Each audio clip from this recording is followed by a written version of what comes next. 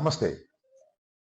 'పుష్ప 2' భారీ వ్యయంతో 3 సంవత్సరాలు నిర్మించినటువంటి చిత్రం విడుదల కాబోతుంది. దేశంలో సినీ అభిమానులందరూ కూడా చాలా ఉత్కంఠతో ఎదురు చూస్తున్నారు. 'పుష్ప 1' కన్నా ఇది బాగా హిట్ అవుతుందా? అంతకన్నా మంచి పేరు తీసుకొస్తుందా? అనేటువంటి ఉద్దేశంతో అందరూ ఎదురు చూస్తున్నారు. నేను హృదయపూర్వకంగా కోరుకుంటున్నా. ఈ 'పుష్ప 2' ఘన విజయం సాధించాలని, తెలుగు వారికి పేరు ప్రఖ్యాతులు తీసుకురావాలని. ఇంకొక అంశం ఏంటంటే, దీని నేపథ్యంలో చిన్న చిన్న విషయాలు ఎక్కడో వినిపిస్తున్నాయి గుసగుసలు. ఎవరో కొందరు ఈ సినిమాని ఆడుకోకుండా ఉండాలని కోరుకుంటున్నారని, కొన్ని చోట్ల ఆడుకోకుండా చేయాలని ప్రయత్నం చేస్తున్నారని వింటున్నాం. అది రూమర్సో నిజాలో నాకైతే తెలియదు. అలాగే నాగబాబు గారు కూడా ఒక ట్వీట్ చేశారు.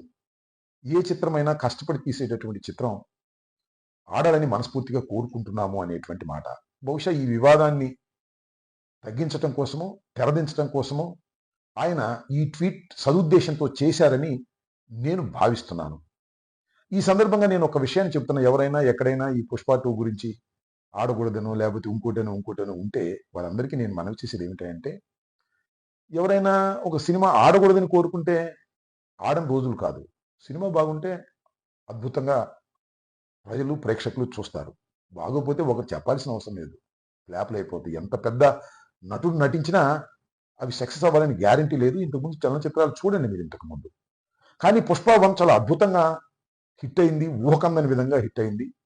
అల్లు అర్జున్ అనే తెలుగు నటుడికి పేరు ప్రఖ్యాతులు వచ్చాయి. మనందరం కూడా గర్వించదగ్గ స్థాయిలోకి అల్లు అర్జున్ వెళ్ళాడు. ఇది వాస్తవమైనటువంటి అంశం. కాబట్టి తెలుగువాడిగా అది బాగుండాలి, బాగా హిట్ కావాలని కోరుకోవటంలో ధర్మం ఉంది. ఇంకో అంశం ఏంటంటే, ఎక్కడైనా చిన్న చిన్న ప్రయత్నాలు చేస్తే వారికి మనవి చేసేది ఏమిటంటే, పెద్దవాళ్ళ మధ్యన గ్యాపులు ఉండవు. ఉన్న చాలా తాత్కాలికంగా ఉంటాయి. ఏదో క్షణంలో కలిసిపోతారు. ఇప్పుడు కీచులాడుకునే వాళ్ళే మిగిలిపోతారు. ఈ సత్యాన్ని మీరు తెలుసుకోండి. ముఖ్యంగా ఒక ఉదాహరణ చెప్తాను. ఎన్టీ రామారావు గారి కుటుంబంలో ఆయన తర్వాత చంద్రబాబు నాయుడు గారు, హరికృష్ణ గారు, చంద్రబాబు నాయుడు గారు, పురంధరేశ్వర గారు, చంద్రబాబు నాయుడు గారు, వెంకటేశ్వరరావు గారు బజార్ని పడి మాట్లాడుకున్నారు.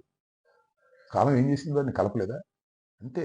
ఏ కుటుంబమైనా చిన్న చిన్న విభేదాలు ఉంటే కలిసిపోతారు అనే విషయాన్ని గుర్తుపెట్టుకోండి. ఎనీహౌ 'పుష్ప 2' ఘన విజయం సాధించాలని తెలుగు ప్రేక్షకులకు, తెలుగు ప్రజలకు, తెలుగు చలనచిత్రంలో ఉన్నటువంటి దర్శకులకు ఇది ఒక మంచి పేరు తీసుకురావాలని, ఇది మన 'బాహుబలిలాగా' తీసుకురావాలని మనస్ఫూర్తిగా నేను ఒక తెలుగువాడిగా కోరుకుంటున్నాను.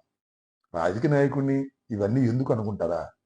అప్పుడప్పుడు సినిమాలు, రాజకీయాలు మిక్స్ అవుతుంటాయి కాబట్టి, అప్పుడప్పుడు ఉత్సాహంగా ఉన్నప్పుడు కొన్ని విషయాలు మీతో పంచుకోవాలని, షేర్ చేసుకోవాలని ఒక సదుద్దేశమే తప్ప దురుద్దేశం లేదనేది దయచేసి మీరు గమనించాలి.